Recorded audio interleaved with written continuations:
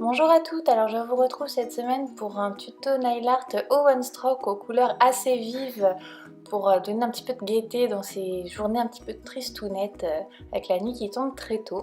Donc pour ça j'ai fait un dégradé avec un vernis rose et un vernis jaune.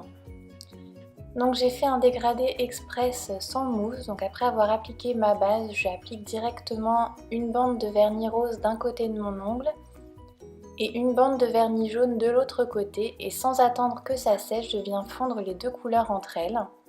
Ensuite je laisse bien sécher et je vais faire la même chose une deuxième fois pour avoir plus d'opacité.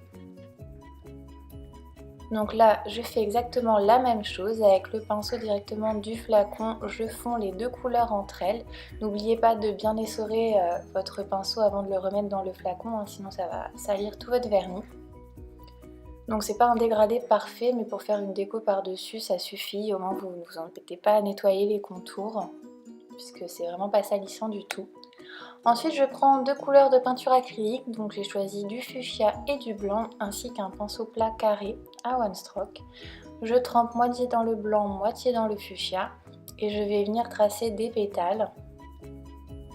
Donc je fais un gros pétale au milieu et deux sur les côtés. En fait je fais des pétales de la même taille pour le premier étage.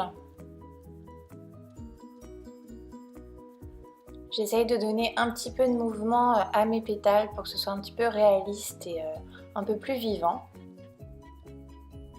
Donc je passe bien sûr tous mes traits en deux couches. Ensuite avec du blanc je remplis tout l'intérieur de ma fleur pour faire le cœur et ne pas avoir de trous.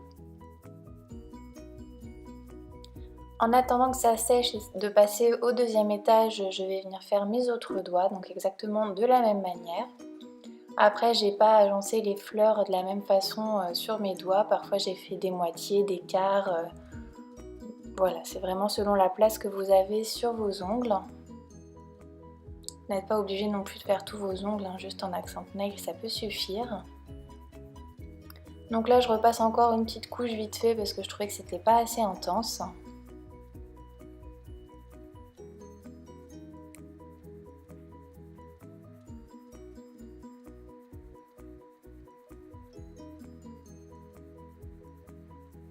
Et ensuite donc je vais m'attaquer au deuxième étage, donc pour ça je vais faire des tout petits pétales. Si vous avez un pinceau plus petit ça pourrait être un peu plus pratique que pour moi. Donc je fais exactement la même chose mais vraiment en tout petit, je fais juste un petit pont en fait. Ça va donner un petit peu plus de profondeur à la fleur et donner un aspect un petit peu plus sympa. Ça fait tout de suite un petit peu plus travaillé quand vous mettez deux étages de pétales. Donc là pareil, je les repasse en deux couches. Ensuite avec de la peinture acrylique noire et un pinceau de détail, je vais venir tracer tous les contours. Donc pour ça je dilue extrêmement ma peinture pour qu'elle soit vraiment très liquide et qu'elle ne marque pas trop, parce que le but c'est pas d'avoir un gros trait noir, hein, ce serait pas joli. C'est juste pour faire ressortir un petit peu les pétales. Donc ma peinture est vraiment ultra liquide et je vais tracer comme ça tous les contours et je vais faire les petites étamines au niveau des plus gros pétales. Ça va vraiment donner beaucoup de relief à la fleur. Et ensuite je vais venir faire des petits points tout autour pour délimiter le cœur. Je fais exprès de donner un petit aspect tremblotant au trait, ça donne voilà, toujours un aspect un petit peu plus réaliste. Si vous faites un trait tout droit, ça va être un petit peu rigide, ce sera moins joli. Après, si vous voulez des fleurs un petit peu plus stylisées, vous pouvez tout à fait faire des traits nets et droits. Donc là, je fais la même chose, je fais des petits traits tout fins. Et directement avec le pinceau, je vais venir faire des petits points tout autour. Bien sûr, on n'oublie pas la couche de top coat pour protéger votre nail art, surtout que là on a utilisé de la peinture acrylique.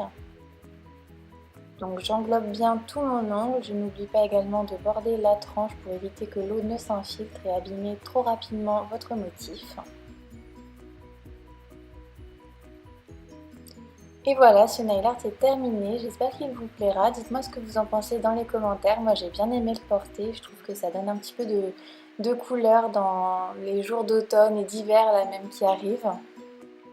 Donc j'attends vos retours en commentaire et moi je vous donne rendez-vous la semaine prochaine pour un nouveau tuto. À bientôt!